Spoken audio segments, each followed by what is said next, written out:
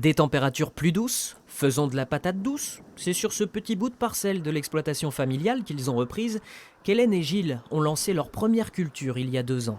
Ça ressemble pas du tout à une pomme de terre, c'est plutôt de la famille du liseron, donc c'est très courant au sol. C'est une plante qui est beaucoup importée des pays très chauds, donc on se dit qu'il y a certainement une carte à jouer à ce niveau-là dessus. Innover, prendre des risques, le couple a développé cet état d'esprit à l'Institut Uni-la-Salle. Mais il a dû se former en autodidacte pour cette production peu répandue en France et fragile, à l'image du fécule lui-même. Dès qu'on va venir gratter ou frotter, la peau va venir tout de suite marquer. Et en plus c'est très cassant, si vous voulez, ça casse comme du verre. Il faut contrôler température et humidité pour que la patate cicatrise, travailler à la main pour limiter les pertes. Mais cette patate sucrée se vend plus cher qu'une patate primeur. La demande est là, dans les magasins de producteurs, bientôt peut-être en moyenne surface. Et le couple s'épanouit en maîtrisant toute la chaîne. On s'occupe du coup de tout ce qui est partie marketing, logistique, vente. Et ça, c'est un travail qui nous occupe quand même, on va dire 4-5 mois de l'année.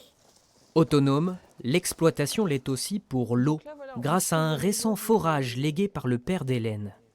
À son époque, on va dire, il n'y avait pas forcément ces problématiques d'eau. Et là, il s'est dit, il faut le faire pour la génération d'après, de pouvoir continuer à produire sereinement.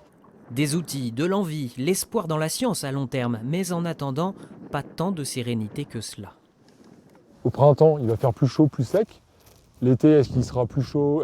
Quelles sont les conséquences? Parce qu'aujourd'hui, on est tous conscients qu'il y a un problème là-dessus, mais concrètement, est-ce que ça sera ponctuel? Est-ce que ça sera cyclique? Est-ce que ça va revenir?